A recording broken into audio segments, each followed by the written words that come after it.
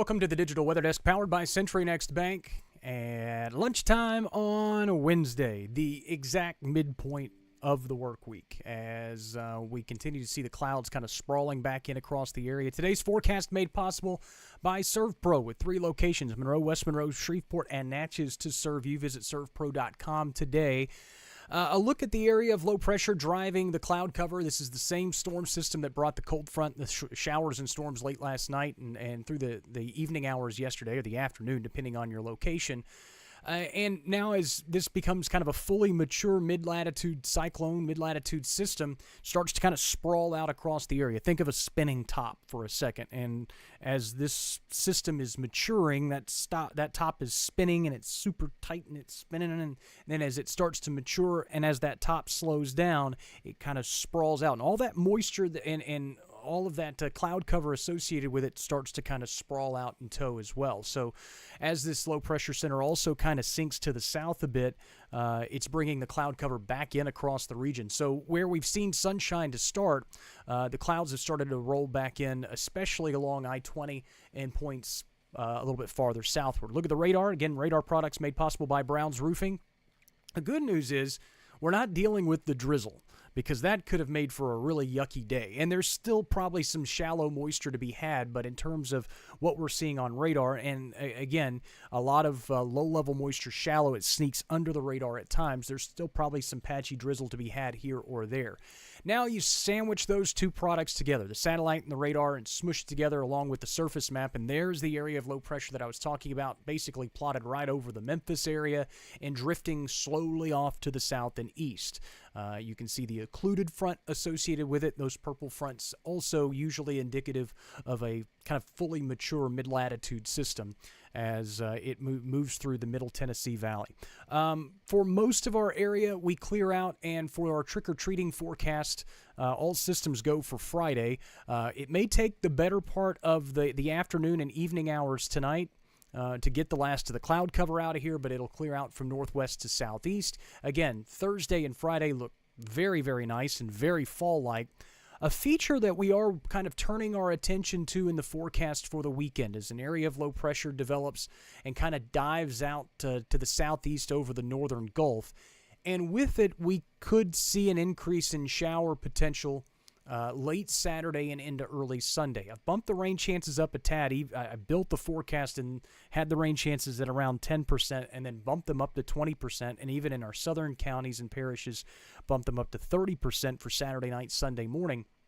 Again, not necessarily a huge signal that we're highly confident in this solution, but it is kind of a growing feature in the forecast that could drive rain chances potentially for the weekend and into early parts of next week. Again, pretty conservative on the rain chances for now, but as we get kind of deeper into the forecast this afternoon and in the days following, you probably expect to see some changes there. Temperatures across the region, obviously cloud cover doing the job. 48 in Memphis, 52 in Little Rock, 48 currently in Fayetteville. 63 in Shreveport and Baton Rouge here locally. We are in the mid to upper 50s across southern Arkansas, mid to upper 50s generally across northern Louisiana, and some 60-degree readings are sneaking back in across Wynn Parish and over toward the I-49 corridor, Natchez, Alexandria, Shreveport. They're a little bit warmer, but they also haven't seen the cloud cover yet today. Wind speeds, they're pretty much the main headline today, obviously. Sustained winds have now surpassed 20 miles an hour at the Monroe Regional Airport, and they've been there off and on through much of the day across most of the region. And a look at the wind gusts from the last hour, also surpassing 35 miles per hour Monroe Regional and in El Dorado, where, again, we've seen some 35-plus mile-an-hour gusts. Shreveport at 41-mile-an-hour wind gusts. So, again, Halloween decorations and trash cans beware.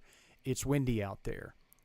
I did not mean for that to rhyme when I wrote it in a little caption thing, but it just worked. So, again, beware that the winds could still see some gusts 40-plus miles an hour through the rest of the afternoon.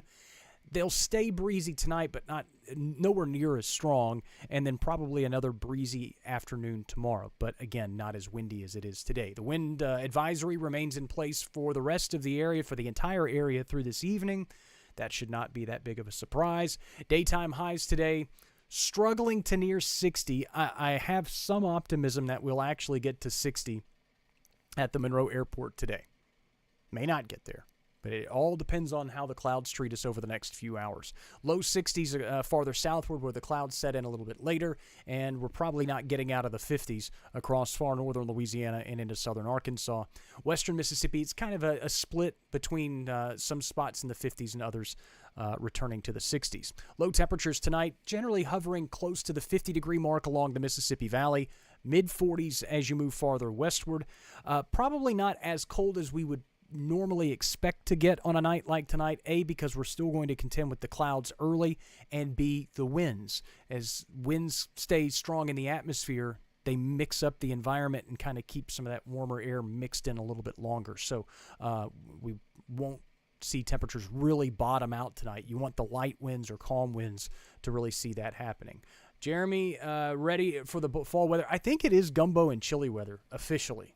The next 7 days, you'll see in the 7-day forecast, it's gumbo, chili, or both. Not at the same time. Don't mix them in the same pot. That would be gross. And Gwen, yes, I wasn't kidding about the wind. I was very serious. Low to mid-60s for highs tomorrow. Most of us, not all of us, but most of us should climb out of the 50s. But it'll be still a pretty quiet day across the region. Winds perhaps a bit breezy at times out of the west and northwest through the day. And a look at the 7-day forecast made possible by 3B Hardware as we go into the weekend. And it's been a while since we've had the 60-degree readings for highs across the region, and they are back in for the vast majority of the next 7 days. Your trick-or-treat forecast on Friday looks beautiful with temperatures kind of peaking in the upper 60s. I would expect prime trick-or-treat temperatures to probably be upper 50s, low 60s. So you may want a light jacket or maybe work it into your costume somehow. But we really won't see the 70-degree mark probably until the early to middle parts of next week. Don't forget, we're setting the clocks back on Sunday. We'll lose an hour of sleep, and that could also include some rain chances. Again, I kept those rain chances conservative for now. We may have to bump those up as we head towards Saturday and Sunday. All right, let's look at the midday forecast. Again, it's windy and cloudy and cool. And, of course, you can get the latest forecast. I just updated. Well, I had a full update of the forecast about an hour ago. That's available on the app, but then I tweaked it again about 15 minutes ago. So those changes are made and available on the app as well. That's now fully live for Apple and Android users. You can just search The Digital Weather Desk, and it should pop up there if you have not found it. There's also several different posts where the link is posted, and I'll try to keep that refreshed out there as well. Evening forecast comes up in just a little bit, and your fishing game later tonight. Other than that, like I said, just give those high-profile vehicles a little extra space on the interstate as it stays breezy through the rest of the afternoon. Thanks so much for stopping by.